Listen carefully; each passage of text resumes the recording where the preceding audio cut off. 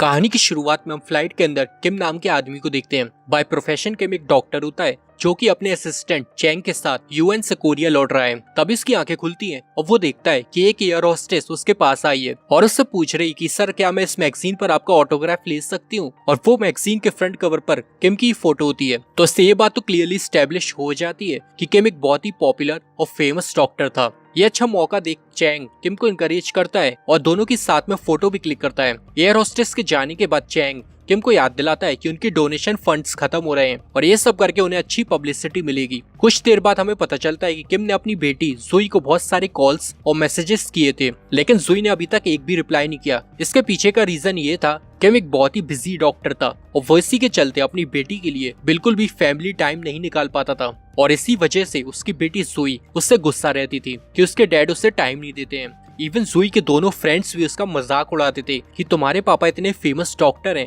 लेकिन कभी टीवी पर हमने उन्हें देखा नहीं, जबकि हमारे डैड्स को देखो वो सब फेमस तो नहीं है लेकिन हमें स्कूल छोड़ते हैं, गिफ्ट्स लाके देते हैं, तुम्हारे डैड तो कुछ भी नहीं करते यार। ये सब सुन के जुई का मूड खराब हो जाता है, इसलिए जब जुई देखती है कि उसके डैड की कॉल आ रही है तो वो इग्नोर कर देती है। खैर अगले सीन में फ्लाइट एयरपोर्ट पर लैंड करती है और किम और उसका असिस्टेंट चैंग एयरपोर्ट से बाहर आ रहे होते हैं। चैंग किम से काफी ज्यादा फ्रस्ट्रेट होता है क्योंकि किम इतना पॉपुलर होने के बाद भी अपनी फेम का एडवांटेज नहीं लेता है, वो कॉमन लोगों की तरह रहता है। साथ ही यूएन के द्वारा ऑफर की गई फ्लाइट की बिजनेस क्लास टिकट्स को भी उसने रिजेक्ट कर दिया था और अब वो वीआईपी गेट की जगह रेगुलर गेट से जा रहे हैं। तभी उनके पीछे खड़ा एक छोटा बच्चा अचानक जमीन पर गिर जाता है और ये देखकर उसकी माँ काफी घबरा जाती है कि अचानक उसे ऐसा क्या हुआ। तब किम जाके उसकी हेल्प करता है और उसके गले में फंसी हुई कैंडी को बाहर निकाल देता है। किम के सेल्फलेस काइंड गेस्चर को वहाँ खड़े सभी लोग अप्रिशिएट करते हैं और उसके साथ फोटो भी लेना चाह रहे थे, लेकिन किम वहाँ से चला जाता है। अब चैंग ने किम को बिना बताए एक छोटी सी प्रेस कॉन्फ्रेंस अरेंज की थी और सारे रिपोर्टर्स किम से क्वेश्चन करते हैं। किम उनसे अपनी यूएन में एक 3 साल का वर्क एक्सपीरियंस शेयर करता है और किम के लौटने की खबर उस वक्त हर टीवी चैनल पर लाइव ब्रॉडकास्ट हो रही होती है। यूनाइटेड नेशन वो ऑर्गेनाइजेशन है जो पूरी दुनिया में पीस मेंटेन करने के लिए स्टैब्लिश की गई है। किम वहाँ लोगों की कंडीशन देखने और उनकी मदद करने गया था। तभी उनसे एक रिपोर्टर एक सवाल पूछता है कि आपने एक टेररिस्ट का भी इलाज किया। किम जवाब देता है कि मैंने हर उस इंसान की हेल्प की जिससे जरूरत थी। एक डॉक्टर होने के नाते मैं किसी को पॉलिटिकली या रिलीजन के चश्मे से नहीं देखता। तभी एक और रिपोर्टर पूछता है कि आपने काफी कम उम्र में इतनी कामयाबी हासिल की तो आपने खुद का अपना हॉस्पिटल क्यों छोड़ दिया। किम कहता है कि मेरी डॉटर जुई 3 साल पहले मरने वाली थी लेकिन अब वो ठीक है और मेरी बेटी जुई इंस्पिरेशन है लोगों की मदद, समाज सेवा और ये सब वॉलंटरी वर्क करने के पीछे। तभी चैंग कैमरे में आता है और कहता है वी लव यू जुई। जुई बड़ी टेम्परेमेंटल है और इमोशनल है, जल्दी गुस्सा हो जाती है अपने फादर से लेकिन प्यार भी बहुत करती है और ये सुनकर सारे रिपोर्टर्स जोर से हंसने लगते हैं और मीटिंग तभी खत्म हो जाती है। दूसरी ओर हम देखते हैं कि जुई गेमिंग पार्लर में इसी न्यूज कवरेज को अपने दोस्तों के साथ टीवी पर लाइव देख रही होती है। शुरुआत में तो उसका मूड बहुत ही अच्छा रहता है कि उसके पापा टीवी पर दिख रहे थे, लेकिन चैंग जब उसे ओवर इमोशनल कहता है तो उसे अपने दोस्तों के सामने शर्मिंदगी फील होने लगती है। उसके दोस्त लोग उस पर फिर से हंसने लगते हैं एंड अगेन वो अपने डैड से गुस्सा हो जाती है और उन्हें मैसेज करती है। थोड़ा और मनाने पर जब जिम कहता है कि वो उसके लिए गिफ्ट्स लाया है, सुई कहती है जल्दी आ जाओ डैड, मैं आपका वेट कर रही हूँ। किम अपनी बेटी का रिप्लाई कर देने से इतना खुश हो जाता है कि तुरंत कार लेकर निकल पड़ता है। आगे हम 2 सीन को साइड बाय साइड देखते हैं जहाँ एक और किम खुशी और एक्साइटमेंट में जल्दी जल्दी टोल टैक्स पे करके अपनी बेटी के पास जा रहा है और वहीं दूसरी ओर जुई भी हंसते खेलते उछलते कूदते अपने डैड से मिलने जा रही होती है। तभी किम एक कार को नोटिस करता है जिसका ऑन रोड एक्सीडेंट हो गया था। उस मोमेंट पर किम के पास 2 चॉइसेस थी, या तो वो जल्दी अपनी बेटी के पास जाए या कार वाले की हेल्प करे, लेकिन वो एज अ डॉक्टर अपने फर्ज को चूज करता है और कार के पास पहुंचता है। कार में एक टैक्सी ड्राइवर और एक पैसेंजर की मौत हो चुकी थी। तब किम उन्हें कुछ लोगों की हेल्प से एम्बुलेंस में चढ़ाता है और फिर अपनी बेटी से मिलने निकल जाता है। वो उससे पहले इन्फॉर्म कर देता है कि सॉरी बेटा, थोड़ा लेट होगा बट मैं आ रहा हूँ तुमसे मिलने। लेकिन तभी हम देखते हैं कि उसी मेन रोड पर सुई की लाश पड़ी थी और लोग उससे घेर कर खड़े हुए थे। ये देखकर किम के पैरों तले जमीन खिसक जाती है और फोन भी उसके हाथ से गिर जाता है। वो भागकर अपनी बेटी के पास जाता है और उसकी लाश को देखकर वो शॉक होता है कि सीन वहीं पर खत्म हो जाता है और अगले ही पल हम किम को वापस से फ्लाइट में देखते हैं। किम कंफ्यूज हो जाता है कि ये क्या हुआ, वो फ्लाइट में वापस कैसे आ गया और इसके बाद सेम इंसिडेंट दोबारा से होने लगते हैं जैसे कि हमने स्टार्टिंग में देखा था कि वो एयर होस्टेस को ऑटोग्राफ देता है, फिर फ्लाइट से उतरकर उसी बच्चे का हेल्प करता है, उसकी नेक से कैंडी निकालता है, फिर प्रेस मीट अटेंड करता है और कार लेकर वापस टोल टैक्स पे करता है और अपनी बेटी से मिलने निकलता है। और ये पूरे टाइम में उसे समझ नहीं आता है कि ये सब चीजें दोबारा क्यों घट रही हैं। फिर से वो एक्सीडेंट की वाली जगह पे पहुंचता है उसे फिर से अपनी बेटी की लाश मिलती है। वो कंप्लीट शॉक में होता है कि एग्जैक्टली हो क्या रहा है उसके साथ, और एक बार फिर सीन वहीं पर कट हो जाता है और उसकी आंखें फिर से फ्लाइट में खुलती हैं। यहाँ पर हम समझ पाते हैं कि एक टाइम लूप बार बार रिपीट हो रहा है, यानी कि डे रीसेट हो रहा है। किम जैसी अपनी बेटी की डेड बॉडी के पास पहुंचता है, सब फिर से रिपीट होने लगता है। उस वक्त किम की गाड़ी में टाइम हो रहा है 12:30 और दिन के रीसेट होने का रीजन हमें मूवी के एंड में बताया गया है। आगे हम देखते हैं कि मूवी में यही लूप बार बार रिपीट हो रहा है। किम हर बार फ्लाइट से उतरकर बच्चे को बचाता है, प्रेस मीटिंग कभी अटेंड करता है तो कभी छोड़ देता है, कभी टोल टैक्स भरता है, कभी छोड़ देता है और अपनी बेटी से मिलने एक्सीडेंट साइट पे पहुंचता है। इवन वो अलग अलग रूप से पहुंचने की भी बहुत कोशिश करता है, पर हर बार किम के पहुंचने से पहले ही वो टैक्सी जुई को टक्कर मार देती है। यानी कि जिस टैक्सी का एक्सीडेंट हुआ था जिसमें टैक्सी ड्राइवर और पैसेंजर की मौत हुई थी, उसी से किम की बेटी सुई की मौत हो जाती है। किम इतना परेशान हो जाता है क्योंकि हर बार वो आता तो है लेकिन उसकी बेटी की मौत उसके आने से पहले हो ही जाती है, जिससे हमें समझ में आता है कि जब तक किम सुई को नहीं बचा पाएगा तब तक ये लूप एंडलेसली चलता ही रहेगा। लेकिन तभी अचानक एक ली नाम का एक बंदा आके किम की कॉलर को पकड़ लेता है, कहता है कि ये सब क्या हो रहा है, तुम कौन हो और आखिर ये दिन बार बार रिपीट क्यों हो रहा है। इससे हमें ये समझ में आता है कि ये दिन यानी ये जो लूप रिपीट हो रहा है वो सिर्फ किम के लिए नहीं बल्कि ली के लिए भी हो रहा है। और अब हमें पूरी मूवी ली के एंगल से दिखाई जाती है।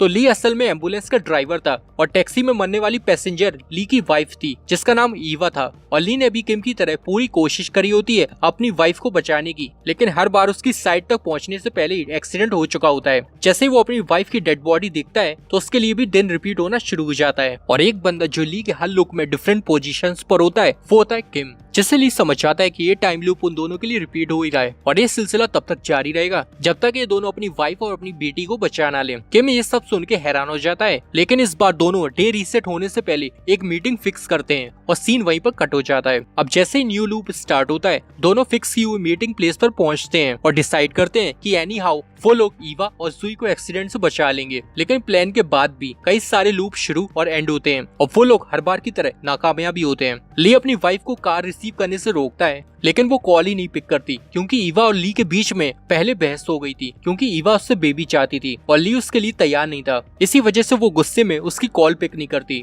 फिर ली एक अजीब सा प्लान बनाता है और पुलिस स्टेशन के बाहर जाके अपने सर पर पत्थर मार लेता है। उसके सर से खून निकलने लगता है और वो अंदर जाकर झूठ कह देता है कि एक टैक्सी ड्राइवर ने उसे हिट किया है और भाग गया है, आप उसे पकड़िए। एक्चुअली ली उस टैक्सी ड्राइवर को पकड़वा के एक्सीडेंट रुकवाना चाहता था लेकिन तब भी एक्सीडेंट हो ही जाता है। इस फेलियर के बाद दोनों पूरा थक चुके थे लेकिन गिव अप करने के लिए कोई भी रेडी नहीं था। अगली बार किम अपनी प्रेस मीटिंग में उसकी बेटी के लिए एक मैसेज देता है जैसे जुई भी टीवी पर देख रही होती है। वो कहता है जुई मैं तुमसे बहुत ही ज्यादा प्यार करता हूँ और हम लोग आज जरूर मिलेंगे। और तब वो मीटिंग स्पॉट ही चेंज कर देता है क्योंकि ये टाइम लूप सुई और ईवा के लिए रिपीट नहीं हो रहा है तो उन दोनों के इसके बारे में कोई आइडिया नहीं है। किम के प्लान के अकॉर्डिंग इस बार मेन रोड पर एक्सीडेंट नहीं होता और किम अपनी बेटी से मिलने एक न्यू मीटिंग स्पॉट पर पहुंचता है। वहीं दूसरी ओर ली पुलिस स्टेशन में कंप्लेन करता है टैक्सी ड्राइवर के बारे में जिस पर पुलिस उसे पकड़ने चली जाती है। लेकिन तभी वो टैक्सी ड्राइवर पुलिस से भागने की कोशिश करता है और टैक्सी उस डायरेक्शन में मोड़ देता है जहाँ जुई और किम मिलने वाले थे। टैक्सी ड्राइवर जुई को हिट करने वाला होता है कि तभी किम दौड़ के जुई के सामने आ जाता है,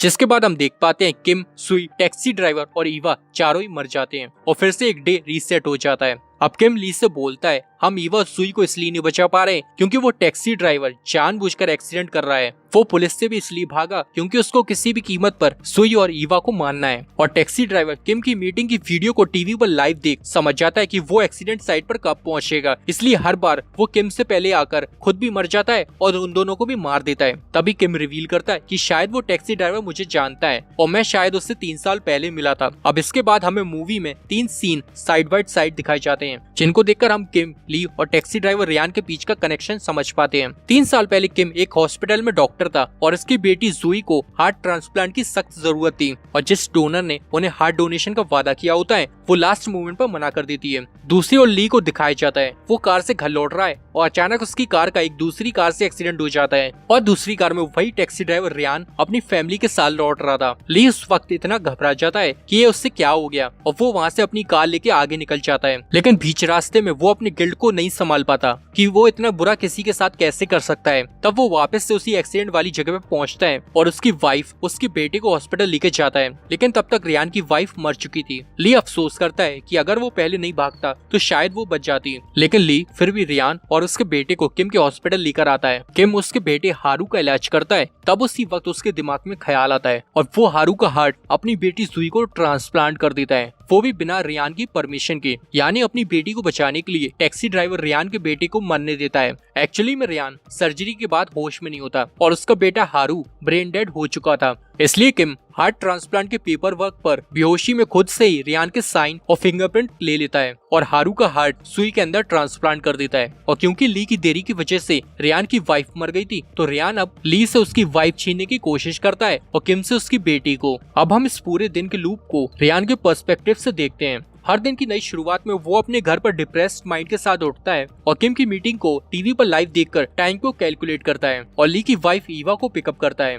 और जुई की मीटिंग पॉइंट की तरफ निकल पड़ता है। जैसे वो जुई को टक्कर मारता है तो जुई और ईवा के साथ साथ हर बार उसकी खुद की भी मौत हो जाती है और हर बार ली और किम अपनी वाइफ और अपनी बेटी की मौत को देख बेबस होकर बस पछताते रह जाते हैं। लेकिन अब जो लूप शुरू होता है उसमें रियान जैसे ही जुई और ईवा को मारता है तो किम तुरंत मौके पर पहुंचकर रियान को टैक्सी से बाहर निकालता है और उसे अपने हॉस्पिटल ले जाकर एक इंजेक्शन देता है जिससे वो थोड़ी देर और जिंदा रह सके। देन किम उससे अपनी गलतियों की माफी मांगता है और अपनी बेटी को छोड़ देने की रिक्वेस्ट करता है, लेकिन रियान उसकी बातों पर हंसता है और बोलता है तुम्हें भी वही दर्द तकलीफ का एहसास होना चाहिए जो मुझे हुआ। किम उससे बार बार इंजेक्शन लगाता रहता है और उसे मरने नहीं देता है। इस वक्त टाइम हो रहा है 12:40, जहाँ हर बार टाइम लूप 12:30 पर खत्म हो जाता है और ये लोग फिर से नए लूप में पहुंच जाते हैं। लेकिन इस बार ऐसा नहीं हुआ, जबकि जुई और ईवा भी मर चुके थे। और फाइनली इसी मूवमेंट पर हमें रिवील होता है कि इस पूरे टाइम लूप का एग्जैक्ट ट्रिगर पॉइंट क्या है। हम अंडरस्टैंड कर पाते हैं कि ये लूप ईवा और जुई के मरने से शुरू नहीं हो रहा है, लूप टैक्सी ड्राइवर रियान के मरने से शुरू हो रहा था और जब तक रियान जिंदा रहेगा तब तक ये डे फिर से रीसेट नहीं होगा। लेकिन जैसे इंजेक्शन का असर खत्म होता है रियान वहीं पर मर जाता है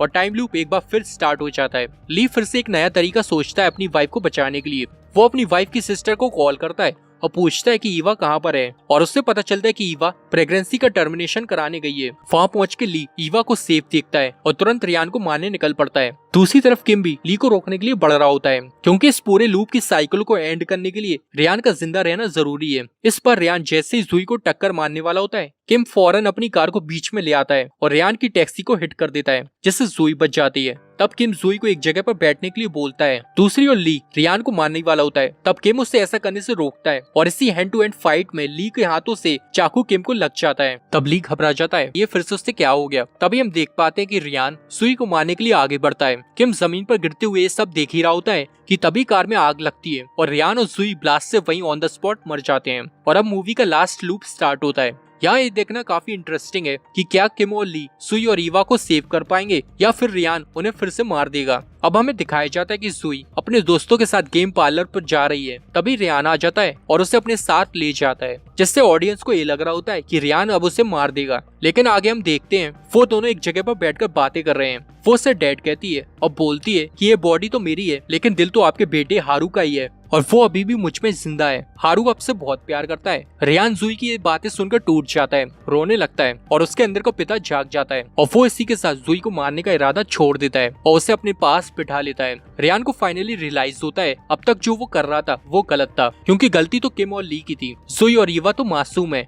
तब उन दोनों को मारने का ख्याल अपने दिमाग से निकाल देता है रियान। दूसरी ओर ली और ईवा फिर से मिल जाते हैं और एक दूसरे को माफ कर देते हैं। ली फाइनली बच्चे के लिए भी हाँ कर देता है और अपने बेबी का नाम हारू रखने का फैसला करता है। और लास्ट सीन में हम किम को देख पाते हैं जो नॉर्मली फ्लाइट से उतरकर बच्चे की नेक से कैंडी निकालकर उसे चॉकलेट बॉक्स गिफ्ट करता है और पूरी मीडिया के सामने कन्फेस करता है कि 3 साल पहले उसने रियान और उसके बेटे हारू के साथ गलत किया था। और इस कन्फेशन के साथ मूवी यहीं पर खत्म हो जाती है। अब बात कर लेते हैं ये एंडलेस टाइम लूप क्यों हो रहे थे। फिल्म में तो इसका कोई भी रीजन नहीं दिया गया है, लेकिन कुछ इंटरनेट थ्योरीज के अकॉर्डिंग इनके पीछे का एक्सप्लेनेशन ये है कि हारू जिसका हार्ट सुई के दिल में था उसकी स्पिरिट अभी भी जिंदा थी और वो अपने पिता को एक क्रिमिनल के तौर पर मरते नहीं देखना चाहता था। इसलिए रियान ने लास्ट लूप के एक्सीडेंट में जब जोई को गले लगा के खुद को ब्लास्ट में मारा, तब उसने जोई के अंदर अपने बेटे के दिल को धड़कते हुए महसूस किया। इसी वजह से उसने अपना डिसीजन बदला, इसलिए उसने अगले लूप में जोई को मारा नहीं, बल्कि उसके पास जाके अपने बेटे को महसूस करने की कोशिश की। उससे एक मुलाकात में जोई रियान को कहती है उसे पहले कभी चॉकलेट्स पसंद नहीं थी, लेकिन अब उसे चॉकलेट्स खाने का बहुत मन होता है, जो कि असल में हारू की फेवरेट थी। और इसी के साथ ये मूवी यहीं पर खत्म हो जाती है। तो हमारे चैनल 5 रिकैप्स को सब्सक्राइब जरूर कर लेना। मिलते हैं अगले वीडियो में।